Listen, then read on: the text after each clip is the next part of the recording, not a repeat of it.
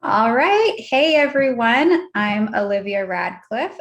For those of you who don't know me, I'm the Marketing and Technical Services Specialist at Ebeam. So chances are you've talked to me at some point or another in your product development journey. And I am here with my colleague from our New Jersey facility, Dr. Gustavo Varca. And we just kind of jumped on to answer some questions we've been getting a lot lately, make sure that everyone has the right information out there. So Gustavo, I will let you go ahead and tell us a little bit about yourself and what you do at Ebeam. Thank you, Olivia. Hello, everyone. I am Dr. Varca. I am the new applications development manager at Ebeam Services, and I am a specialist in radiation technologies. So I'm here to try to elucidate a little bit and answer a couple of questions you guys may have had while looking for electron beam options for your products. Cool. So let me pull up some of the questions we got here. All right. So Gustavo, if it's okay with you, I'm just going to read out some of the questions and let you answer rapid fire. We'll just go for it. Fine by me. Okay. Question number 1. How does Ebeam crosslink materials? That's a very nice question. I'll try to summarize it in a couple words, but yeah, that's with the energy levels our machines operate at, we manage to deliver high energy electrons to the products, and we induce some changes at structural level, some molecular level. When we transfer this energy in solid, when it comes to a solid product, we transfer the energy to a product, we induce reactions, and the material tends to recombine. During this recombination process, you may induce cross-linking once you tune and you define the right dose, right processing conditions. And that's how you can lead to material modification in terms of giving desired properties to the products. But not all polymers cross-link. Some cross-link more readily than others. Some don't. Well, you're absolutely right. It's always a competition between cross-linking and degradation. Cross-linking to us means new bonds, new linkages being formed, while on the other hand, transitioning means we're actually degrading. We're destroying connections between at molecular level.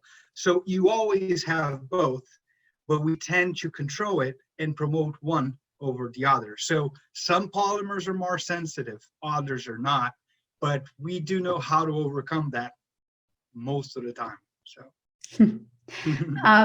So I will just side note here, I'll put a link below this video to a list of some polymers that more readily cross-link with Ebeam and which ones scission, just some common polymers, just an FYI. All right, question number 2.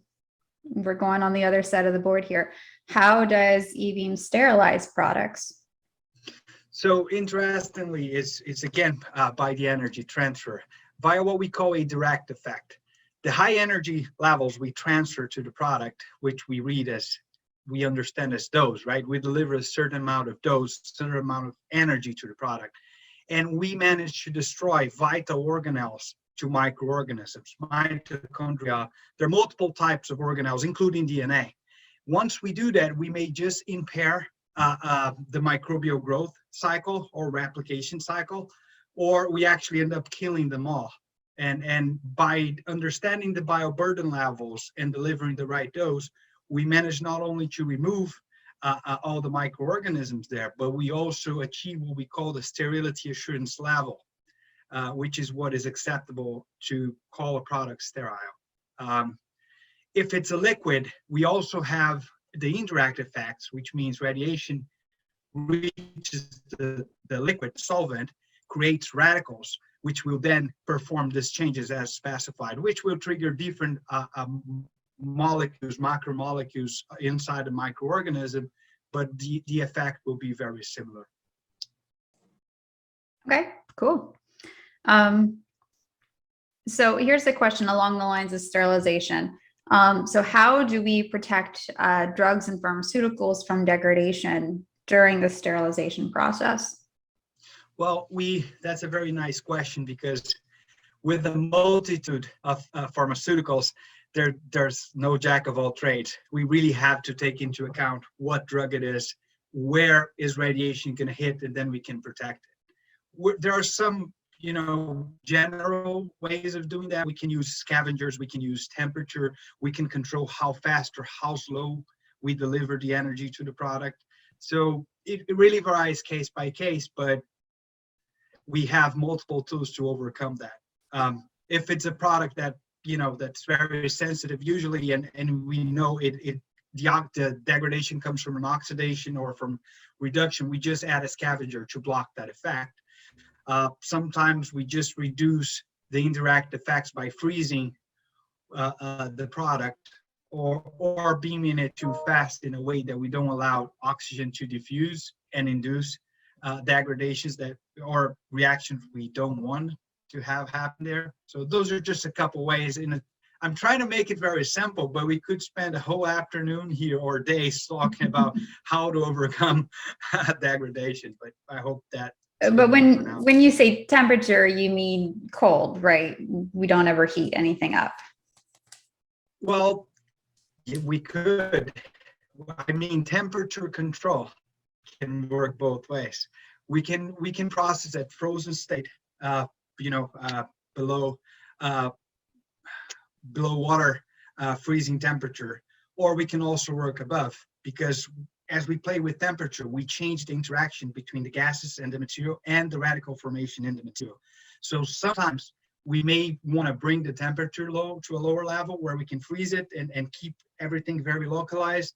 But on the other hand, we may use temperature to avoid gas. For example, in liquids, Mm-hmm. the high temperature can actually benefit us from removing the oxygen from the liquid. And that way we avoid any oxygen-derived radicals that could be detrimental to the product we're trying to sterilize. Good answer. All right. Question number, whatever we're on 4. They want us to talk about electron beam processing for pet bedding and pet supplies and things like that. Well, that's a pretty interesting case. I think people don't realize how much electron beam can be part of their daily lives, and sometimes directly or indirectly.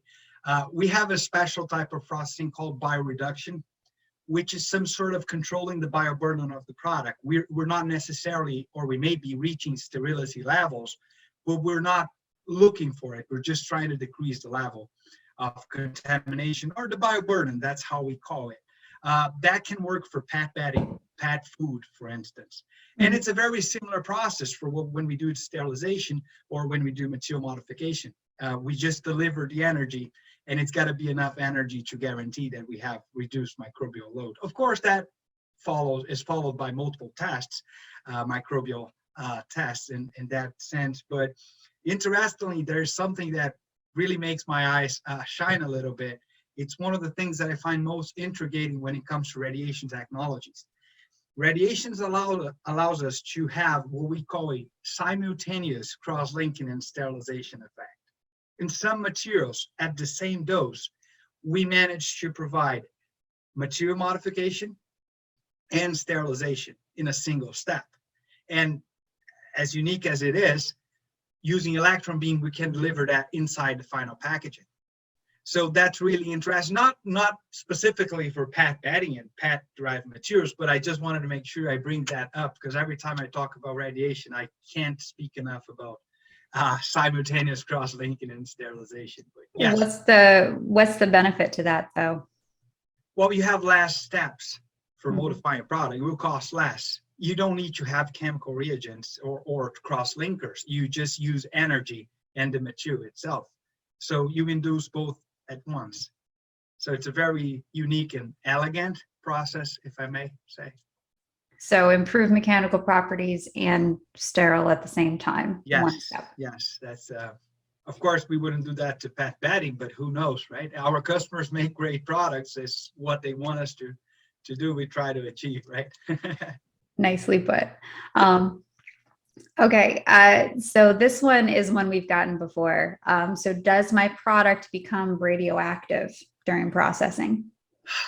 It's been, interestingly, it's been 13 years since I started studying radiation technologies. That's part of my daily activities. And I've been answering this question in a multiple and several ways, but and it always comes up. So I'm glad somebody asked, because we got to get it.